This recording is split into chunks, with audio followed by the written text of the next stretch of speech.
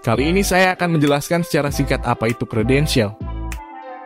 Credential yang akan saya bahas ada dua macam, yaitu credential secara bahasa dan credential yang berhubungan dengan dunia komputer. Credential dalam bahasa Indonesia disebut dengan kata yang mirip, yaitu adalah kredensial. Merupakan suatu dokumen yang merinci kualifikasi, kompetensi, atau otoritas yang diberikan kepada seseorang dari suatu otoritas yang dipercaya seperti lembaga pendidikan, lembaga pelatihan, maupun pemerintah setempat.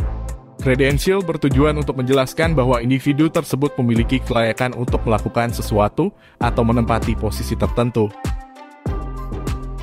Credential atau kredensial ini pada umumnya dapat berupa surat atau sertifikat suatu pencapaian individu seperti diploma, degree, sertifikat profesional, dan sertifikat yang menyatakan pengalaman kerja seseorang di suatu perusahaan. Adapun kredensial ini dapat berupa surat kuasa yang diberikan oleh atasan kepada bawahan, biasanya untuk mewakili lembaga yang diikuti dalam suatu acara atau pertemuan.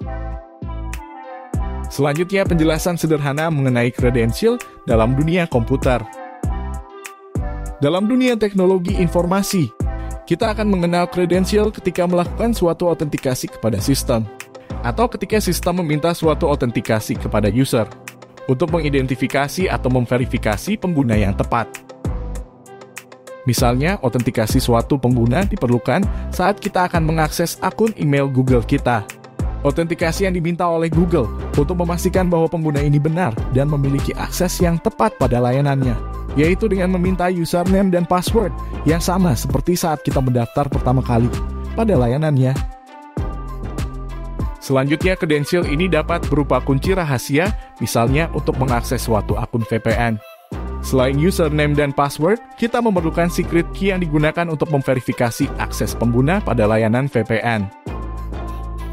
Lalu yang terakhir dalam penjelasan ini adalah credential suatu aplikasi.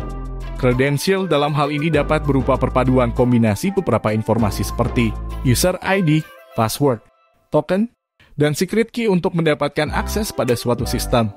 Misalnya untuk mengakses API pada sistem pembayaran. Seorang programmer memerlukan kredensial untuk dapat mengintegrasikan layanannya dengan layanan pihak ketiga.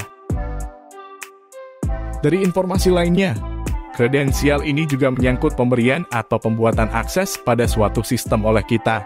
Misalnya menggunakan jari sebagai bentuk akses biometrik pada smartphone kita.